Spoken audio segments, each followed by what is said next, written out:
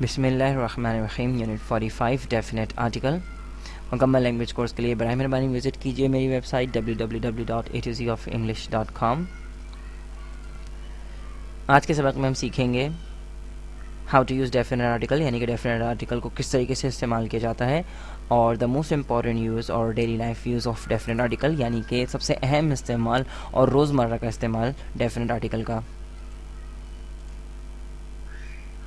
اچھا جی، definite article دا یا اس کو دی بھی کہا جاتا ہے، یہ پراپر یا ڈیفینیٹ ناؤنس کے ساتھ استعمال ہوتا ہے. آپ نے اس سے پچھلا یونٹ جو انڈیفینیٹ آرٹیکل کیا تھا اس میں نے آپ کو بتایا تھا کہ اے اور این جو کہ انڈیفینیٹ آرٹیکلس ہیں وہ کامن ناؤنس کے ساتھ استعمال ہوتے ہیں، اور آج جو ہم دیکھ رہے ہیں ڈیفینیٹ آرٹیکل کا استعمال، اس میں یہ ہے کہ ڈیفینیٹ آرٹیکل جو ہے وہ پراپر یا ڈیفینیٹ ناؤنس کے ساتھ استعمال ہوتا ہے. اس کے علاوہ آپ ڈیفینیٹ آرٹیکل کو سنگولر اور پلورل ناؤنس کے ساتھ بھی استعمال کر سکتے ہیں. آپ نے دیکھا تھا کہ انڈیفینیٹ آرٹیکل وہ صرف اور صرف سنگولر ناؤن کے ساتھ استعمال ہوتا ہے، لیکن ڈیفینیٹ آرٹیکل جو ہے وہ سنگولر اور پلورل دونوں ناؤنس کے ساتھ جو ہے وہ استعمال ہو سکتا ہے. لیکن شرط یہ ہے کہ وہ چاہے یا جو ناؤن ہے وہ چاہے وہ سنگولر ناؤن ہو یا وہ پلورل ناؤن ہو، دونوں کے دونوں کیا ہیں، وہ ڈیفینیٹ اور پراپر ہونے چاہیے. اگر آپ جو ہے وہ ڈیفینیٹ آرٹیکل کو سنگولر کامن ناؤن کے ساتھ استعمال کرنے کی کوشش کریں تو ہرگز نہیں ہو سکتا.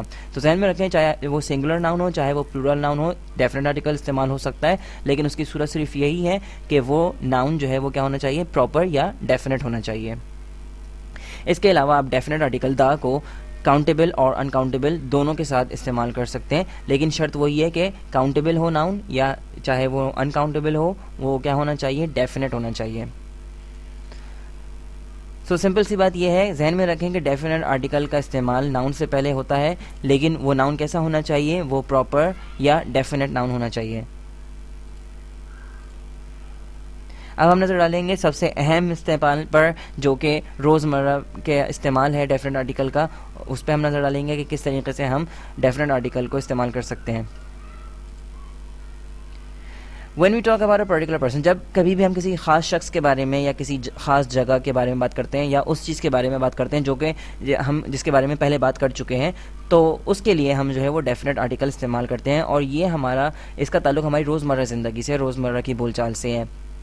اس کا مطلب یہ ہے کہ جب بولنے والا شخص اور جو سننے والا ہے، یعنی کہ جو کہہ رہا ہے اور جو سن رہا ہے، وہ دونوں اگر جس چیز کے بارے میں بات کر رہے ہیں ان کو معلوم ہے، یعنی سننے والے کو بھی پتہ ہے کہ وہ کس کے بارے میں بول رہا ہے، یعنی سن رہا ہے، اور بولنے والے کو بھی پتہ ہے کہ وہ کس کے بارے میں بتا رہا ہے، تو وہ چیز جو ہے وہ کیا بن جاتی ہے، ڈیفینیٹ بن جاتی ہے یا پراپر بن جاتی ہے.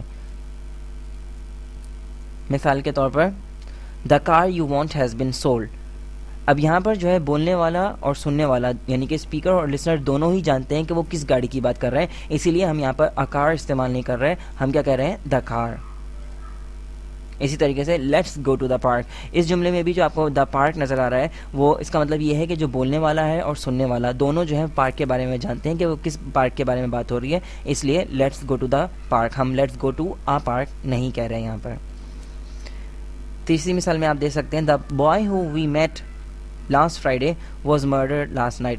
اب مثال کے طور پہ تصور کیجئے کہ آپ جو ہے پچھلے جمعے کو کسی شخص سے ملے اور آپ کا دوست بھی آپ کے ساتھ تھا، ٹھیک ہے، اور پچھلی رات یعنی کہ لاسٹ نائٹ وہ لڑکا جو ہے وہ اس کا قتل ہو گیا، اور آپ نے یہ خبر اخبار میں پڑھی. اب آپ اپنے دوست کو فون کرتے ہیں یہ بتانے کے لیے، اس خبر کے بارے میں اس کو مطلع کرنے کے لیے، تو آپ اس سے کیا کہتے ہیں، the boy who we met last Friday was murdered last night. تو اس کا مطلب یہ ہے کہ آپ اپنے دوست کو بتا رہے ہیں اس لڑکے کے بارے میں، یعنی کہ وہ لڑکا آپ کا جو دوست ہے وہ بھی اس لڑکے کو جانتا ہے اور آپ بھی اس لڑکے کو جانتے ہیں. تو جس کی بات ہو رہی ہے، یعنی کہ جس لڑکے کی بات ہو رہی ہے، وہ آپ بھی جانتے ہیں اور آپ کا دوست بھی جانتا ہے، تو وہ آپ اس کے لیے ا بوائے استعمال نہیں کریں گے، بلکہ آپ اس کے لیے کیا استعمال کریں گے، دا بوائے، کیونکہ اب یہ ڈیفینیٹ بوائے ہو گیا، ایک پرٹیکولر بوائے ہو گیا. یہ ہر کسی لڑکے کے بارے میں بات نہیں کر رہے، آپ کسی خاص لڑکے کے بارے میں بات کر رہے ہیں یہاں پر. Number 4، I bought a cat yesterday, میں نے کل ایک بلی خریدی.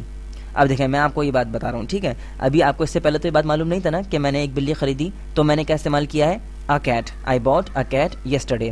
اب میں آپ کو اس کیٹ کے بارے میں مزید معلومات دے رہا ہوں، دا کیٹ از بلیک. تو اب میں نے کیا استعمال کیا، دا کیٹ. یہاں پر میں نے اے کیٹ استعمال نہیں کیا بلکہ میں نے دا کیٹ استعمال کیا ہے، کیونکہ آپ کو معلوم ہے اب کہ میں کس بلی کی بات کر رہا ہوں، اس بلی کی بات کر رہا ہوں جو کہ میں نے کل خریدی. تو I bought a cat yesterday.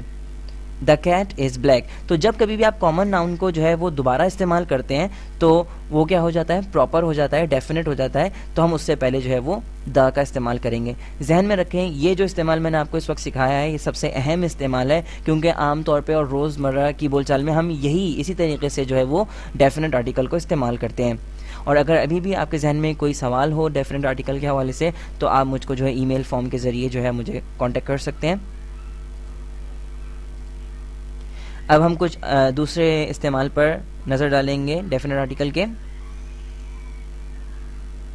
When a singular noun is meant to represent a whole class, جب singular noun جو ہے تمام پوری کلاس کے لیے آپ استعمال کرنا چاہیں اس کو, تو اس سے پہلے بھی آپ ڈیفینٹ آرٹیکل جو ہے استعمال کر سکتے ہیں. مثال کے طور پہ the cat is a pet animal, the cow is a useful animal.